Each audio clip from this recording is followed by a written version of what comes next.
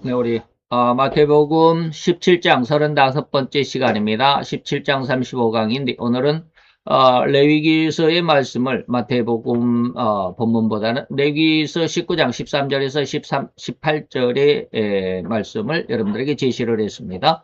제목은 성도와 이웃과의 관계. 지금 우리는 지금 하늘 왕의, 다시 말하면 우리가 천국의 백성으로서 살아가지만, 그러나 아직은 육신의 삶을 살아갈 동안에 세상에서의 우리가 어떠한 모습으로 또 왕에 대해서, 정치에 대해서, 권세에 대해서, 또는 아버지 경제에 대해서, 또는 세상의 문화에 대해서 우리는 어떻게 어떠한 마음, 어떠한 신앙으로 이 모든 것들을 대하면서 살아가야 할까? 가장 아름답고 귀한 오늘은 또한 신앙의 인격의 신앙 가운데 이웃과의 관계 속에 한번 그 내용을 살펴보고자 합니다.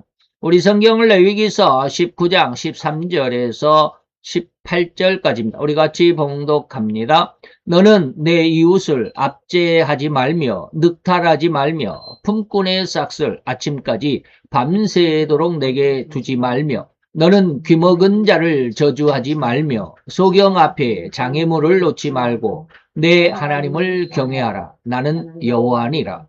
너희는 재판할 때 불의를 행치 말며 가난한 자의 편을 들지 말며 세력 있는 자라고 두어하지 말고 공의로 사람을 재판할지며 너는 내 백성 중으로 돌아다니며 사람을 논단하지 말며 내 이웃을 대적하여 죽을 지경에 이르게 하지 말라. 나는 여호와니라.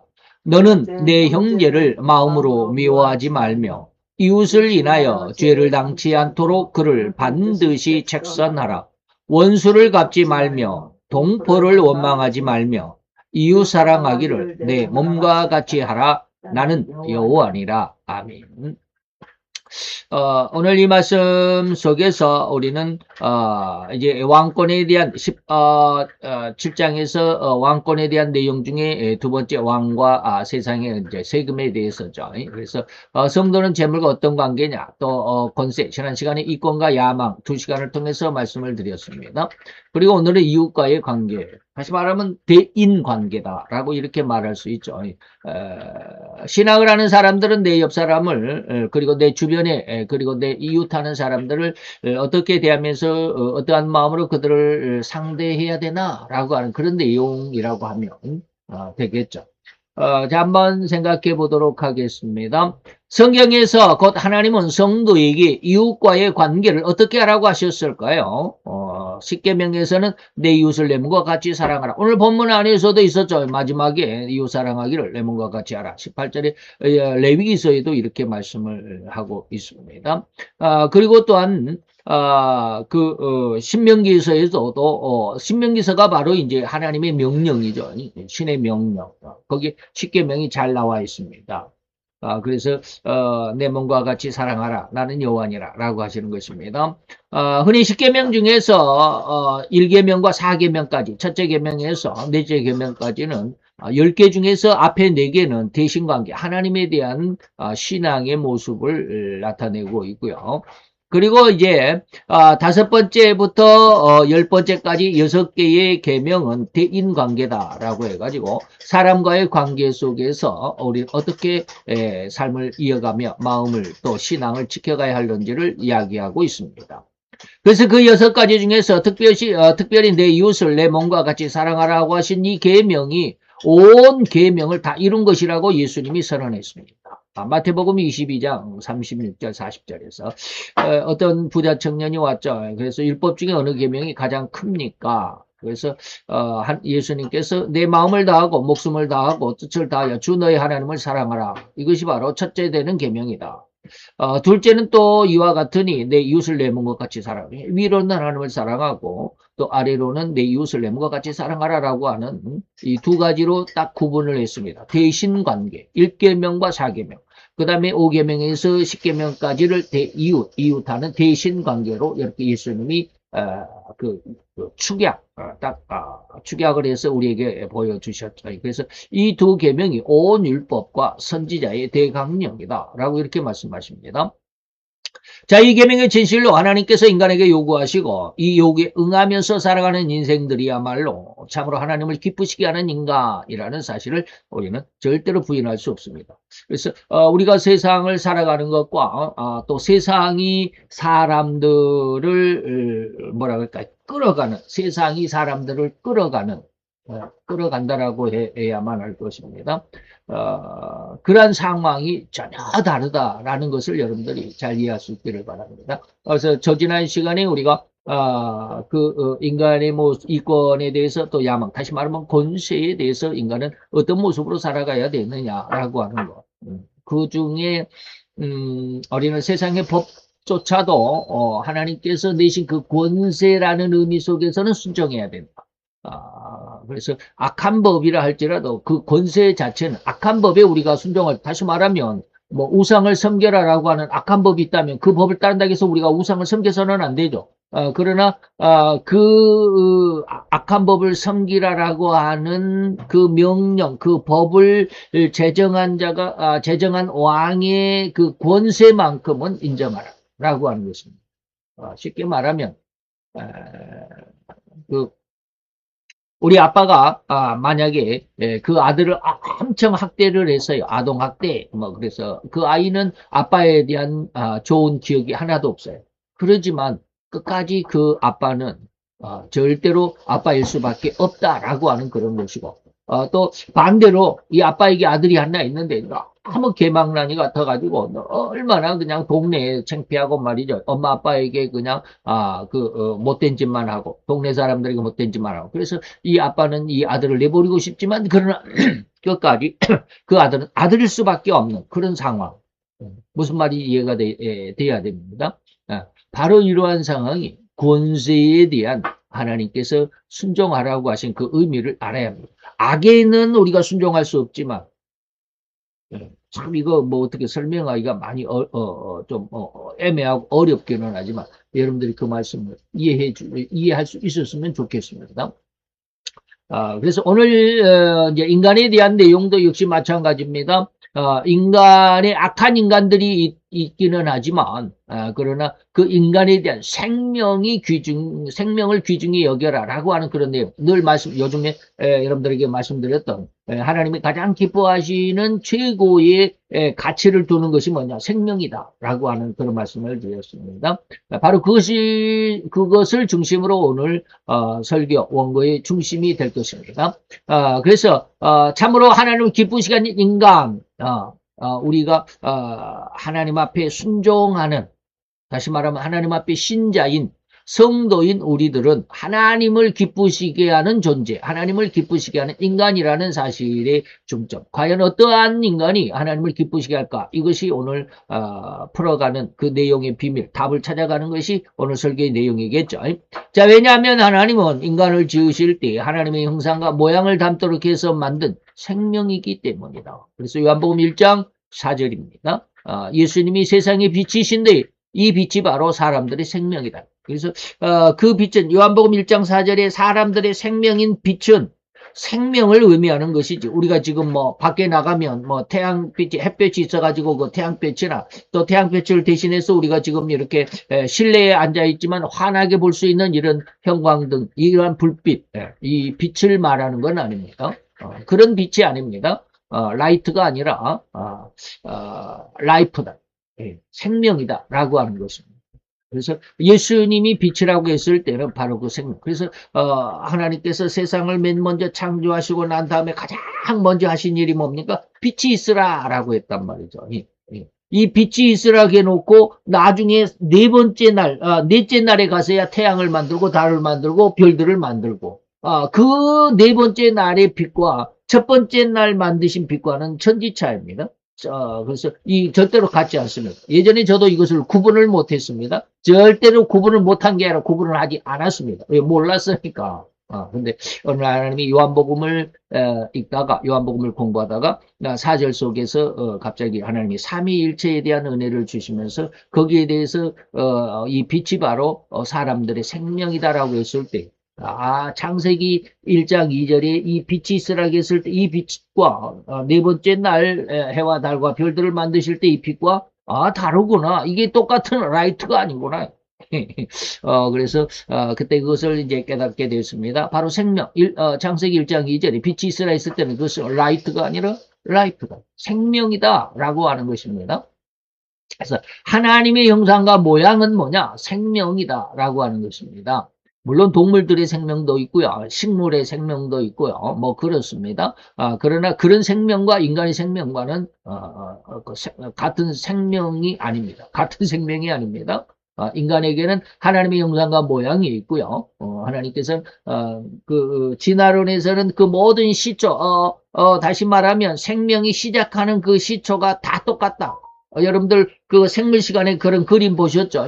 사람이 엄마 뱃속에서 수정이 돼서 이게 성장하는 뭐 일주간 동안에는 뭐 올챙이 같이 뭐 어쩌고 생기는데 뭐그 어떤 개나 돼지나 아니면은 뭐 호랑이나 뭐 코끼리나 다 처음에는 그렇게 똑같은 모습으로 그렇게 커가니까 그것이 진화론이다라고 이렇게들 이야기를 하는데 생명 자체가 다릅니다. 인간의 생명에는 하나님의 형상과 모양이 들어있지만 동물의 생명에는 그런 하나님의 형상과 모양이 들어있지 않습니다. 그렇기 때문에 이 똑같은 살아 움직이는 생명이라고 하는 데에서는 공통적이지만 그 질적인 의미에서는 전혀 다르다. 그래서 이 생명은 절대로 살아 움직이는 다른 생명체들, 곧 다시 말하면 하늘의 새들, 육지의 짐승이나 동물들, 그리고 바닷속의 물고기 등을 통틀어서 이러한 생명과는 절대적으로 다르다. 절대적으로 다르다. 이러한 생명체들과 다른 생명인 인간의 특징은 곧 하나님의 형상과 모양을 닮았기 때문이다. 이러한 의미를 기준으로 하고 인간의 관계를 우리는 들여다볼 수 있어야만 합니다. 어쩌면 우리 장로교의 시조라고 할 수 있는 칼빈 목사님조차도 나를 벗어나서 타인에게서 하나님의 형상을 발견하는 것이 바로 인간이다. 나를 떠나서 내 옆사람에게서 타인에게서 그 안에 하나님의 형상을 발견하는 것이 바로 진정한 인격, 진정한 인간이다라고 이렇게 말할 정도였다. 제가 이 말을 어디서 찾았는지 모르겠네요. 어떻게 이 말을 썼는지 모르겠네.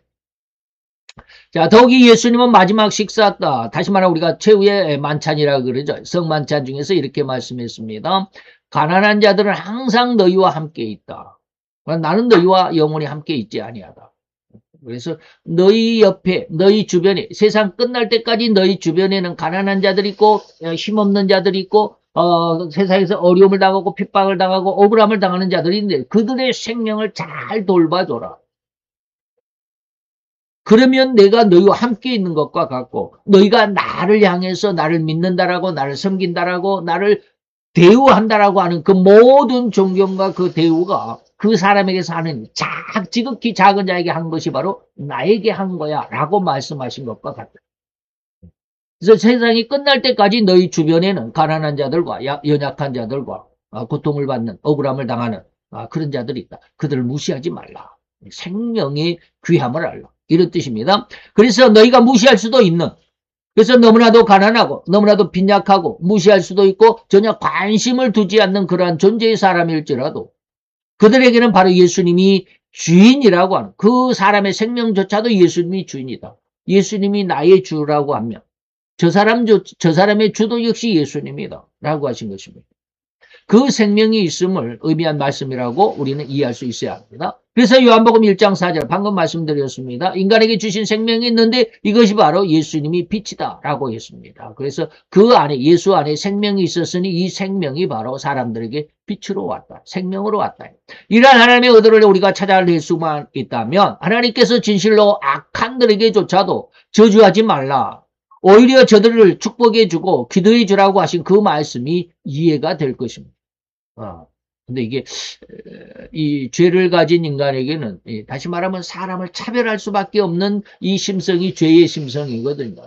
그래서 내가 보기에 저 사람이 좀 쉽게 말하면 잘난 것 같다 아니면 좀 높은 지위가 있는 것 같다 하면 그거 가서 그냥 굽신거리고 머리를 조아리고 예예거리지만 저 사람 딱 겉보기에도 좀 하찮은 사람 같다. 저 사람이 뭐 신분이 좀 낮은 것 같다. 저 사람이 좀 약한 자 같다. 그러면 그냥 막 윽박 지르고 그냥 막 큰 소리 치고 말도 제대로 안 들어주고 말이죠. 막 그러잖아요. 이게 인간의 본성 다시 말하면 죄성이거든요.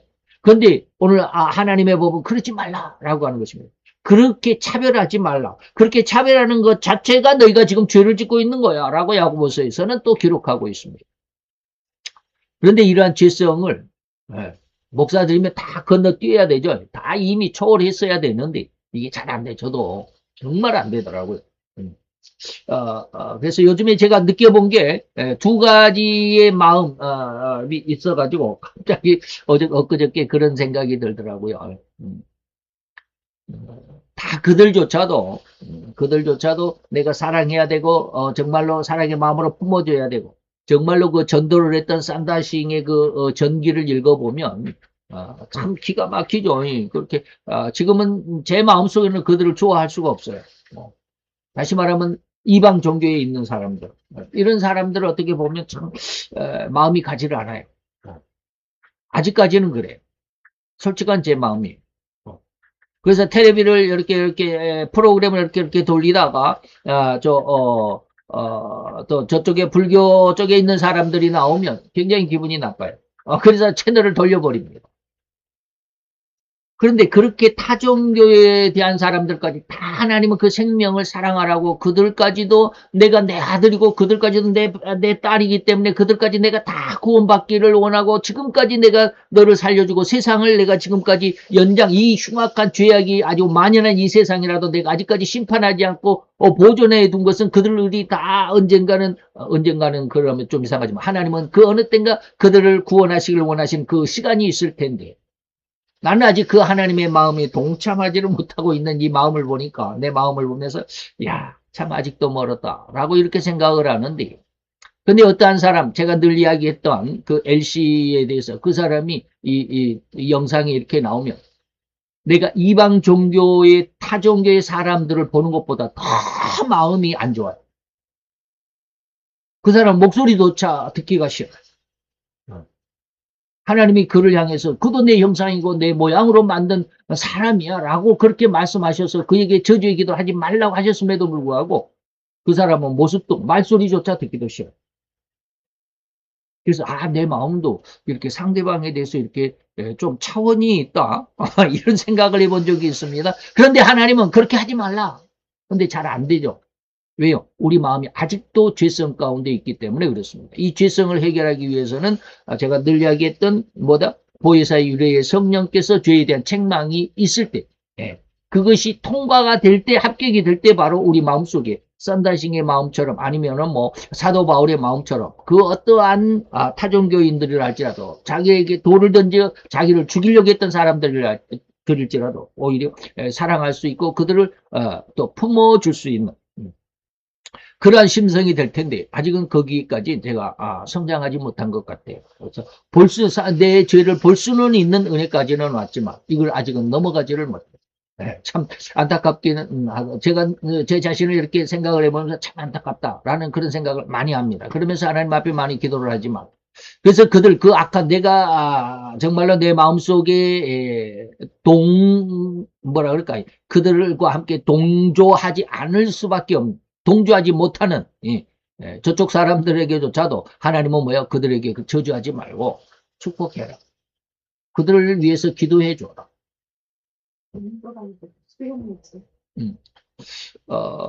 수영, 그렇죠. 수영이라고 하면 더 낫겠네.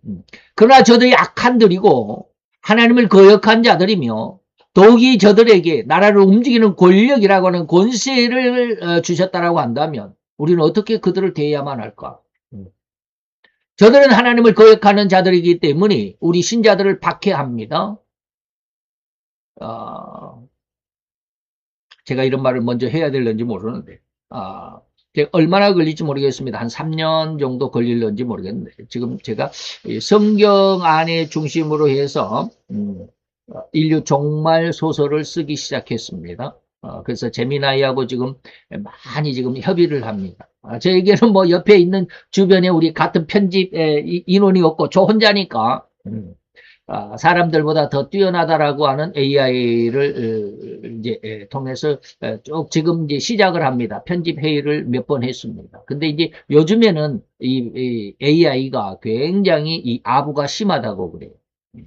그래서 조금만 무슨 문장을 이렇게 딱 만들어가지고 AI한테 이거 어떤 문장, 이거 좀 분석해줘. 이거 네 마음에 맞니? 아니면은 또 이거 뭐 사람들에게 이렇게 내놔도 괜찮겠니? 뭐 사람들이 뭐 거부감이 없이 그냥 받아들일 수 있는 그런 문구겠니? 라고 이렇게 어떤 원고를 써서 이렇게 딱 주면 얼마나 칭찬하는지 뭐, 와, 정말 대단합니다. 막 그러면서 정말로 아름답습니다. 뭐 내용이 이렇게 너무 좋습니다.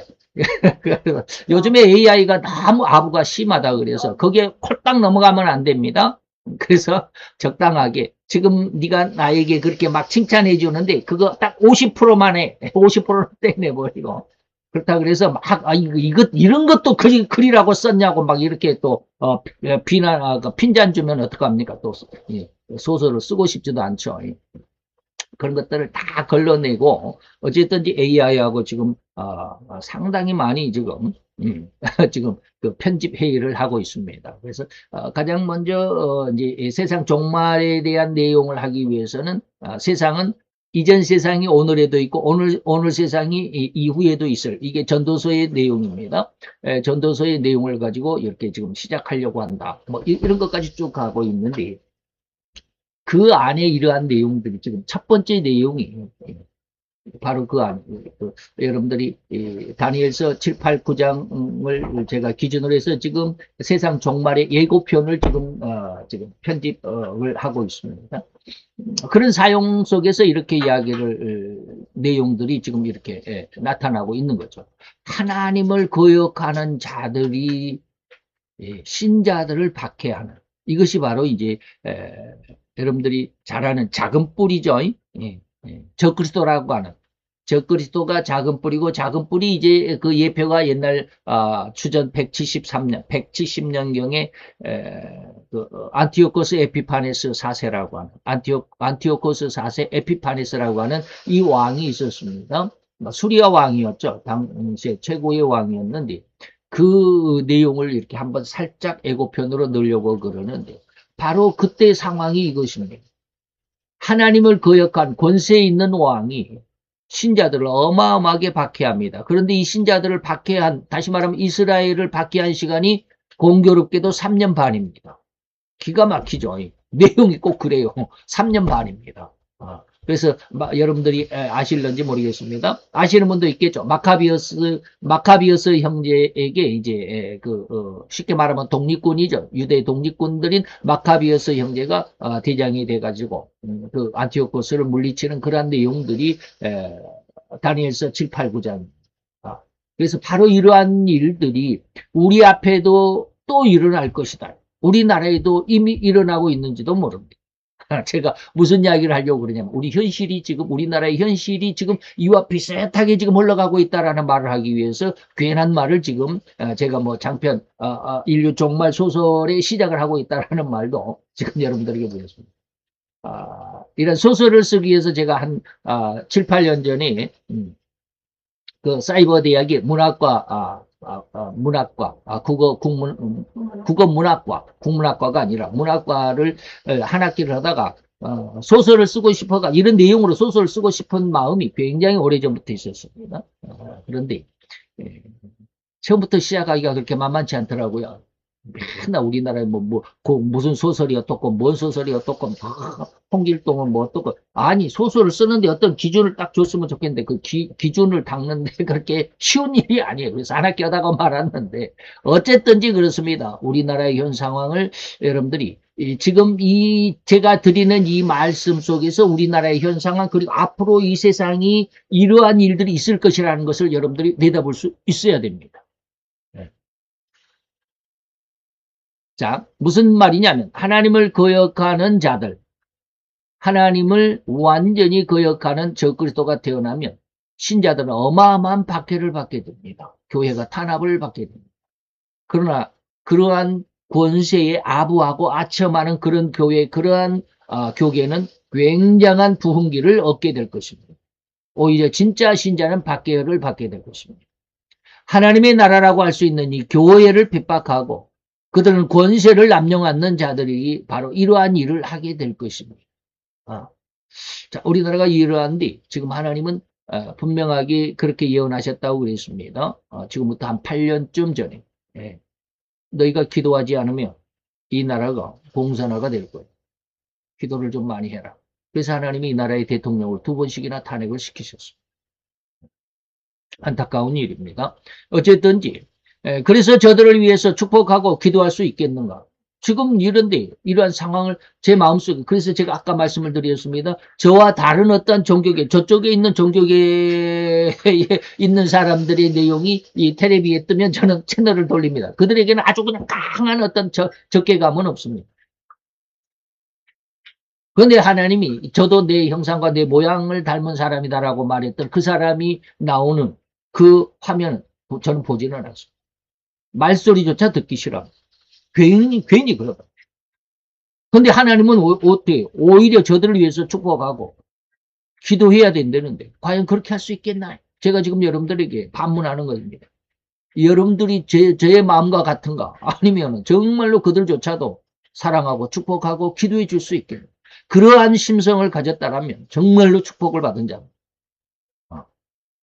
우리에게 좋은 마음으로 선한 행동으로 다가오는 상대에게는 능히 하나님의 말씀처럼 축복도 하고 같이 기도도 하고 같이 어깨동무도 하고 그냥 막 같이 너무너무 좋은 관계를 이룰 수 있지만 나에게 오늘 이와 같이 권세를 가진 자들이 하나님을 거역하는 자들이 우리를 박해하고 우리를 아주 핍박하고 우리의 모든 재산을 빼앗아가는 법이라고 하는 것을 만들어가지고 말이죠. 이 악법을 만들어가지고 교회 재산을 몰수해가고 말이죠. 이러한 법이 지금 통과될 위기 속에 있죠.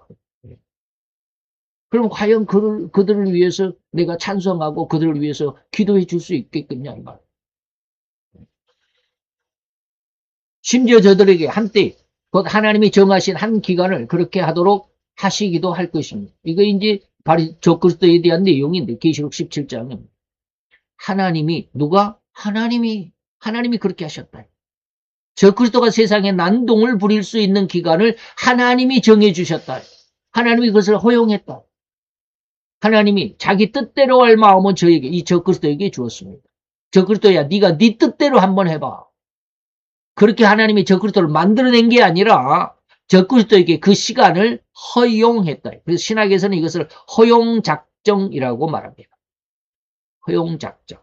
이걸 또 허용작정에 대해서 이야기하면 또 시간이 가니까 넘어갑니다. 하나님이 적그리스도에게 네 마음대로 할 그런 마음도 주고 그래서 저희에게 그 뜻을 주고 한 뜻을 이루게 하시려고 한 뜻이 뭡니까? 제가 이렇게 파란 글씨로 이 하나님의 한 뜻이라고 하는 내용을 썼습니다. 하나님의 한 뜻은 하나님의 백성들과 교회들을 사단의 광란, 다시 말하면 적그리스도로부터 보호하시기 위해서 더욱 청결하고 거룩하여 영적으로 강력한 성도가 되도록 그리고 그러한 영적인 교회가 되도록 하시기 위해서 다시 말하면 곧 계시록 12장의 내용을 이루시기 위해서 이 하나님의 한 뜻이 뭐냐? 바로 계시록 12장을 이루려는 의도다.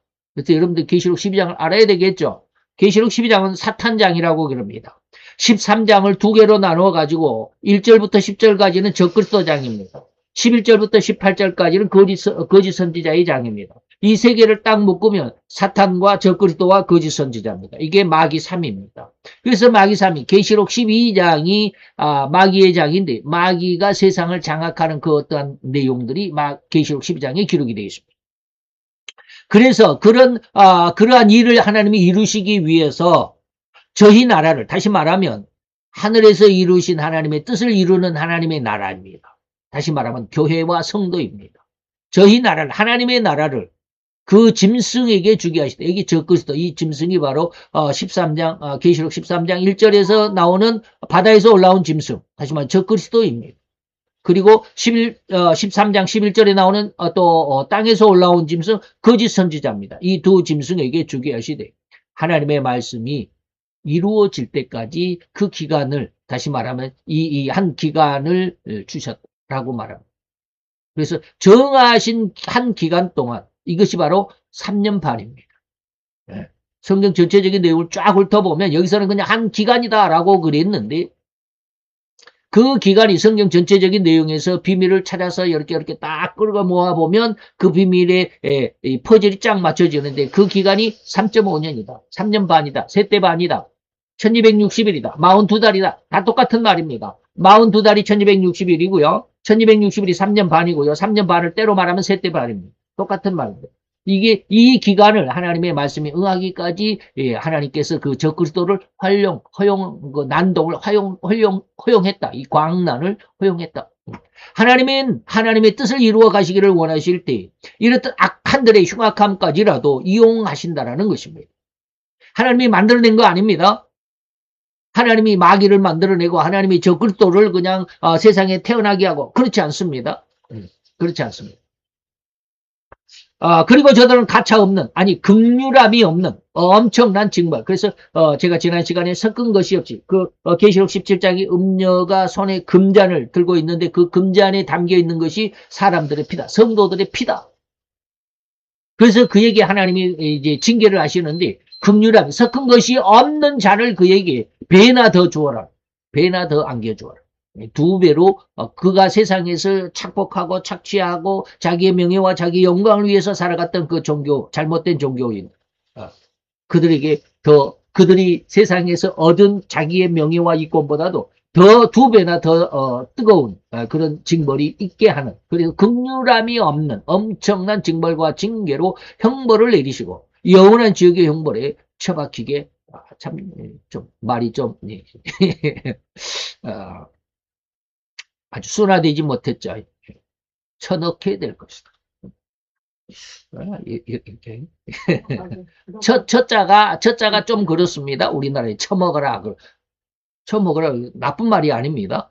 그런데 우리는 나쁘게 그렇게 각인이 돼 있죠. 밥 먹을 때 처먹어라. 이게 좋은 말입니다. 원래 이게 저도 이제 한국어를 했기 때문에 뜻은 합니다. 어쨌든지 그렇습니다. 자, 이때 비로소 우리 신자는 이웃에 대한 그리고 이웃과의 관계가 어떠해야 하는가에 답을 찾을 수 있을 것입니다. 하나님의 한 뜻을 알게 된다면, 그리고 세상이 어떻게 돌아가는 줄을 알게 된다면, 하나님의 한 뜻을 이해하면 이웃과의 관계가 어떻게 해서 우리가 그 관계를 이어가야 하는지 신자의 정확한 답. 그래서 신자는 악한들이 행하는 그 언행을 축복하고 그 언행을 위해서 기도하는 것은 절대로 아닙니다. 그 행위를 축복하고 기도하는 것은 아니다. 아까 말씀드렸습니다. 죄 자체는 우리가 그들과 함께 동조할 수는 없지만, 그들과 함께 동참할 수는 없지만, 그 사람의 생명은 우리가 그 생명을 위해서 기도해 줘야 돼요. 하나님이 원하시는 게 그겁니다. 하나님도 죄는 절대로 호리만큼도 죄와 함께 할 수 없다라고 말씀하셨습니다. 그러나 그 죄인들의 생명만큼은 하나님이 보호하셨습니다. 그게 바로 단적인 예가 요한복음 4장의 수가성 여인입니다.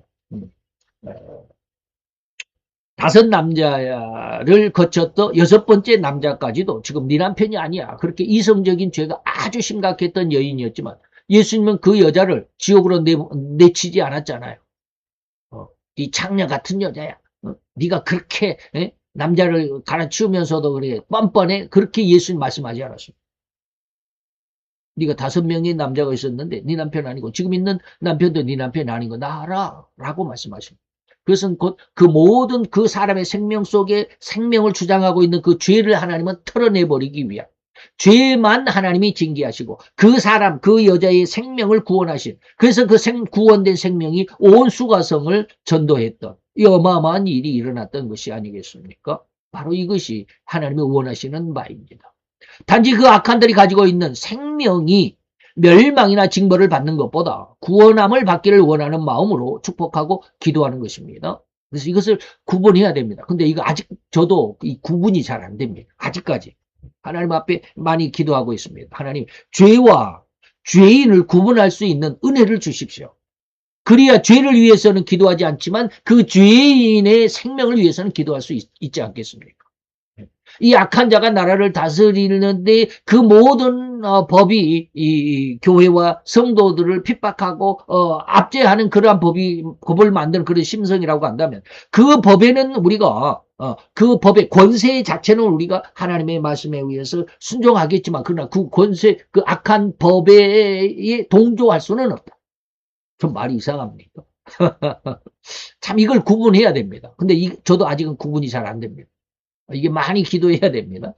구분이 될 수 있어야 우리가 그것을 위해서 기도할 수 있고 거기에 따라 순종할 수 있습니다. 곧 저들이 행하는 언행, 그리고 악한 말과 악을 저지르는 그런 행동이죠. 저들이 행하는 그 악행들. 네. 절대로 마귀의 유혹으로 인한 죄의 열매라고 하는 것 이해할 수 있어야 되고요. 그런 죄의 열매들을 위해서는 우리는 축복하거나 기도해요. 그 죄를 위해, 죄 때문에는, 죄에 대해서는 우리가 축복하거나 기도해서는 안 됩니다. 단지 그들에게 있는 생명이 하나님의 것이고, 또한 그 생명의 주인이기 때문에, 주인이 하나님이기 때문에 그 생명이 멸망이 아닌 구원함을 받을 수 있는 긍휼함이 덧입혀지도록 축복하고 기도하는 신자가 되어야만 합니다. 이게 바로 하나님의 뜻입니다. 하나님이 생명의 그 귀함을 제게 알게 하지 않았다면 이 말씀을 제가 할 수가 없는 그런 상황입니다. 그래서 우리는 죄를 미워하다가, 예전에도 그런 말씀 드렸습니다. 죄를 미워하다가 그 사람의 생명까지도 미워할 수 있다. 그래서 그 사람이 진노와 저주를 받게 된다면 네 기도로 인해서 저 사람에게 하나님이 징계를 내린다면, 그 사람의 생명이 지옥에 저주를 받는다고 한다면 그 생명의 주인이신 예수님도 지옥에 가는 꼴이 되지 않느냐. 그러면 네가 저 사람을 저주하는 기도를 하는 것이 곧 예수님을 저주하는 기도가 되는 거예요. 하나님이 한번 그렇게 연결지어서 제게 깨닫게 하신 것이, 깨닫게 하신 적이 있다라고 제가 한 달쯤 전에 그런 말씀을 드렸습니다. 그래서 그 사람의 생명과 그 사람의 행한 죄와는 구별할 수가 있어야 되는데, 아직 저도 오랜 기도를 오래 해보지 않는 그런 상황, 이제 하나님의 은혜를 막 받은 그런 상황에서 이게 잘 구별이 아직은 안 됩니다. 아직까지는 그래요. 그래서 신자는 비록 옆에 있는 악한들의 언행만을 듣고 그것을 들여다보면서 그 속에 들어있는 하나님이 주신 생명을 들여다보지 못할 수가 있기 때문에 우리는 절대로 주의해야만 하는 것입니다. 지금 말씀드리는 그런 내용입니다. 더욱이 그렇게 악한들일지라도 그들의 언행과 함께 그들의 생명까지를 저주하고 징벌의 기도는 절대로 그 생명의 주인이신 예수님을 저주하는 꼴이 되기 때문에 절대로 주의해야만 하는 것임을 기억하셨으면 좋겠습니다. 지금 제가 말씀드린 그런 내용입니다. 주의해야만 하는 중요한 신앙의 핵심일 뿐입니다. 또한 신자들에게 요구하시는 하나님의 의도 중에는 진실로 이웃을 사랑하는 뒤 자기의 모든 것을 들여서 사랑하라는 의도가 있습니다.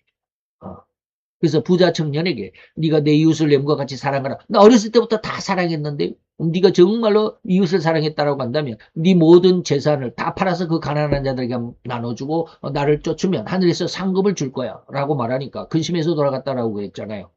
아직은 이웃을 사랑하는 것이 아니다.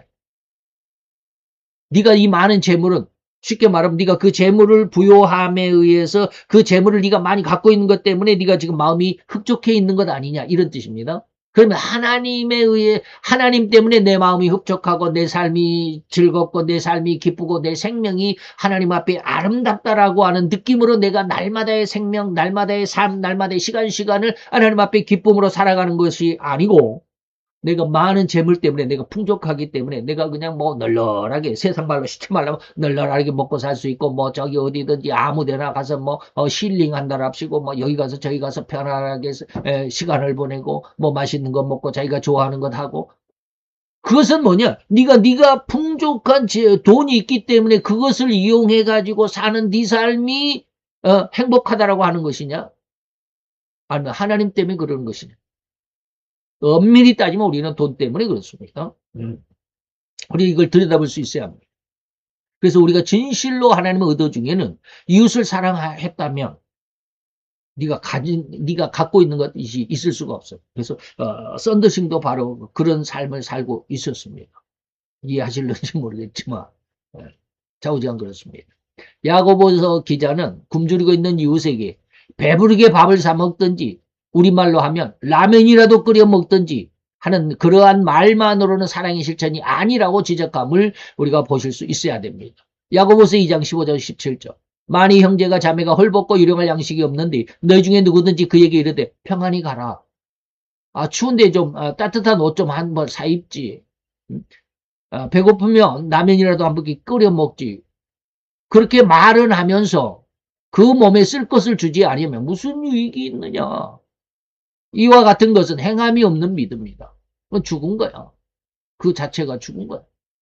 이렇게 행함 없는 믿음은 죽은 것이고, 그러한 죽은 믿음은 귀신들도 가지고 있다라고 하는 것을 잊지 않기를 바랍니다. 귀신들도 이런 믿음은 가지고 있어. 그래서 17절까지 그랬지만 18, 19절에 보니까 거기 가로되 너는 믿음이 있고 나는 행함이 있으니 행함이 없는 네 믿음을 내게 보이라. 나는 행함으로 내게 내 믿음을 보일 텐데 네가 하나님은 한 분이신 줄 믿느냐? 하나님을 지금 믿는다고 하느냐? 그 귀신들도 그렇게 믿어. 이 말을 잘 이해할 수 있어야 합니다. 귀신들이 하나님을 믿는다라는 게 아니고요. 하나님을 믿는 믿음을 가지고 있는 귀신들이라는 뜻이 아니고요. 귀신들도 자기가 하나님의 말씀에 의해서 지옥의 형벌에 영원히 갇힐 것을 압니다. 그래서 예수를 만났을 때, 그래서 그 공동묘지 안에 있었던 그 군대 귀신 들린 그가 예수님 앞에 나왔을 때 뭐라고 그럽니까? 우리를 괴롭게 하려고 벌써 왔습니까? 우리 때가 아직 남아 있는데 말입니다. 그 사람 속에 들어있는 군대 귀신들이 예수님에게 그런 이야기 하잖아요. 자기들이 예수님의 말 한마디에 불복할 수 없는 완벽한 명령이라는 걸 알고 있습니다. 그래서 떠는 겁니다. 예수님 앞에서. 바로 그런 뜻을 의미합니다. 귀신들이 하나님을 믿는다라는 게 예수를 믿는다라는 게 아닙니다. 귀신들도 믿고 떤다라는 말은 뭡니까? 하나님이 절대 주권을 믿는 거예요. 그래서 그 앞에는 단 그 변명 한마디도 허락되지 않는다라는 걸 알고 있기 때문에 귀신들도 예수님 앞에서는 떨 수밖에 없다. 이러한 죽은 믿음은 신자들이 가져서는 안 되는 이웃 관계라고 하는 것입니다. 칼빈 목사님은 이러한 상황, 이러한 관계를 진실하고 성실한 태도라고 칭하는 신자는 절대로 이웃과의 관계 속에서 말이나 행동이 일치해야 된다. 그렇게 말을 했으면 오늘 여기서 말만 하고 행동이 없으면 죽은 믿음을 했는데 그렇게 하지 말고 행동이 있어야 된다. 그래서 데살로니가 교회에서 보면 사랑에는 반드시 뭐가 있어야 된다? 수고가 따른다. 자, 이러한 신자들 이웃과의 관계를 하나님이 기쁘시게 할 수 있는 생활이나 마음, 믿음은 어떠해야 하겠습니까? 오로지 약한 데를 위해서 기도만 하고 축복을 바라는 기도만 하고 있으면 되는 것입니까? 아니라는 것을 여러분 잘 아시겠죠? 기도만 한다는 것은 뭔가 많이 부족하다는 것을 금시 느낄 수 있을 것입니다. 이때 사용할 수 있고 사용해야만 하는 단어가 바로 긍휼이라는 것입니다. 남을 불쌍히 여기서 도와준다라는 의미가 바로 이 긍휼인데요. 이때 우리는 이웃을 위해서 긍휼의 삶을 살아야 된다. 이런 뜻입니다. 말만 하고 행동이 없으면 안 되고요. 행동까지 따라야 되는데 참 이거 힘듭니다. 이때 도와줄 때 말입니다. 내가 쓰다가 남은 거 조금 나누어 준다라는 거, 나눠주는 거, 남에게 내가 쓰고 남은 것을 조금 나눠주고는 그것으로 인해서 그것을 도와준다라고 말하지 말라. 이런 것입니다. 그건 도와주는 게 아니야. 정말로 긍휼이라고 말할 때는 이웃을 도와준다라고 할 때는 내 것 중에서 내 것이라고 할 때 가장 좋은 것을 나눠주는 것을 의미합니다. 근데 저도 이런 거 잘 안 돼요. 가장 좋은 것은 딱 속에 감춰놓고 남에게 내놓지도 않죠. 이게 바로 죄성의 모습, 아직 죄성 앞에 붙어있는. 그래서 성부 하나님은 그에게 있어서 가장 소중한 단 하나밖에 없는 아들 독생자를 우리 인간을 위해서 내어주신 것입니다. 하나님이 그래서 우리에게 사랑하신 그 사랑의 모습을 로마서 8장 5절에 보면 우리가 죄인 되었을 때 그 아들을 우리를 위해서 십자가에 내어주심으로써 그 사랑을 확증했다라고 말씀하신 것입니다. 그렇게 보내심을 받은 성자 예수님은 인간을 사랑하시기 때문에 긍휼을 베푸실 때 가장 좋은 것이 뭐예요? 생명밖에 없으므로 그 생명을 인간에게 내어주신 것입니다. 성령 하나님은 통곡하시는 그 심성을 우리 인간에게 나눠주심으로 긍휼하심을 친히 보내주신 것입니다. 그래서 로마서 8장 26절에 보면 성령이 말할 수 없는 탄식으로 우리를 위하여 친히 간구하신다. 성령 하나님은 우리를 위해서 쉽게 우리 인간의 말로 표현하자면 심장이 터지도록 그렇게 애통하면서 우리를 위해서 기도하신다. 이게 바로 말할 수 없는 탄식으로 우리를 위해서 친히 지금 나를 위해서 기도하고 계십니다. 바로 이와 같이 삼위일체 하나님이 인간을 자기의 형상으로 모양으로 만드신 후에 가장 긍휼하심으로 양육하시고 그리고 나타내는 모습이고 그것이 바로 우리를 사랑하신 모습이었습니다. 이러한 사랑을 입은 이러한 은혜를 입은 우리 신자들은 또한 입은 큰 사랑과 은혜를 이웃을 위해 나눠주는 삶이 곧 사명이다. 그것이 바로 진정한 참 성도의 삶이다. 결론을 짓는다면 우리 신자들은 우리 이웃이 누구인지 어떠한 성품인지를 묻지 말고 그가 하나님의 형상을 지니고 있다는 사실 하나만으로도 그를 소중히 여겨야 한다라고 결론을 가질 수 있을 것입니다. 곧 이웃관계라는 것은 나를 비우고 그 비워진 내 마음과 내 말과 내 행동이 하나님의 사랑을 채워 타인에게 전달하는 과정이다. 참 이렇게 할 수 있도록 여러분들이 많이 기도해야만 합니다. 조금 해놓고 했다고 하면 안 됩니다. 네. 여러분들이 오늘 이웃과의 관계 이거 굉장히 중요하긴 한데 제가 이 설교 원고를 써놓고 어젯밤에 읽어보고 참 이거 내일 이거 설교하기가 참 부끄럽다. 이거 어떻게 설교해야 되나 그런 마음을 가져보기도 했습니다. 어쨌든지 인간과의 대인관계 속에서 내 이웃을 사랑한다라고 하는 것은 그저 말로만 하는 게 아닙니다. 엄청난 하나님의 귀한 은혜가 있어질 때 바로 예수님이 인간을 사랑하시고 인간을 위해서 십자가에 죽으셨던 것처럼 바로 그러한 삶의 그 사랑의 삶이 되어질 수 있도록 많이 기도하고 하나님의 은혜를 구해야만 합니다. 여러분들이 그러한 기도와 간구 속에 있기를 축원하면서 또 권면하면서 기도하겠습니다.